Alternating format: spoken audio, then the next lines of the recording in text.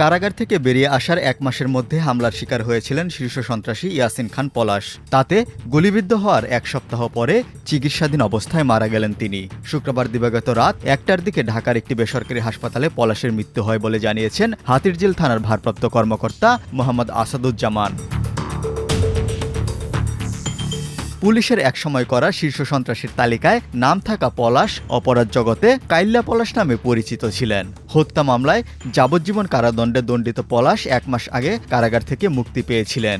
১২ June বেলা ১:৩০টার দিকে রামপুরায় Bangladesh television ভবনের উল্টো দিকে নিজের বাসার কাছে গুলিবিদ্ধ হন পলাশ। প্রত্যক্ষদর্শীরা জানায় মোটরসাইকেলে আসা দুর্বৃত্তরা তাকে গুলি করে পালিয়ে যায়। তার মাথায় ২টি গুলি লাগে। গুরুতর অবস্থায় পলাশকে ঢাকা মেডিকেল কলেজ হাসপাতালে নেওয়া হয়েছিল।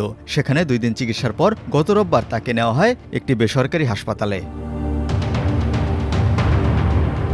গুলির ঘটনায় পলাশের স্ত্রী মাহমুদা খানম হাতিরঝিল থানায় হত্যা চেষ্টার অভিযোগে মামলা করেন। তাতে জিসান আহমেদ মন্টি নামে একজনকে শীর্ষ সন্ত্রাসী উল্লেখ করে প্রধান আসামি করা হয়। এছাড়া বাদশাহ ওরফে গুজা বাদশাহ, গলদা বাদশাহ, শান্ত ওরফে পিচ্চি শান্ত, সোলাইমান খন্দকার, ফারুক ওরফে চাচা ফারুক, হেবেল মোল্লা জনি, ফিরোজ মোহাম্মদ মোল্লা, পিচ্ছি আলামিন ওরফে তোতলা আলামিন এবং সজীবের নাম এজাহারে আসামির তালিকায় রয়েছে। এই ঘটনায় এখন পর্যন্ত ২ জনকে গ্রেপ্তার করেছে আইনশৃঙ্খলা রক্ষাকারী বাহিনী। এর মধ্যে ইমাম হোসেনকে বাড্ডা ও মারুফ সুলতানকে হাতিরঝিল এলাকা থেকে গ্রেপ্তার করা হয়। যুবদল নেতা মিজানুর রহমান মিজান হত্যা মামলায় দণ্ডিত ছিলেন ইয়াসিন খান পলাশ। ২০০২ সালের ২৯ মে রামপুরায় মিজানকে গুলি চালিয়ে হত্যা করা হয়েছিল।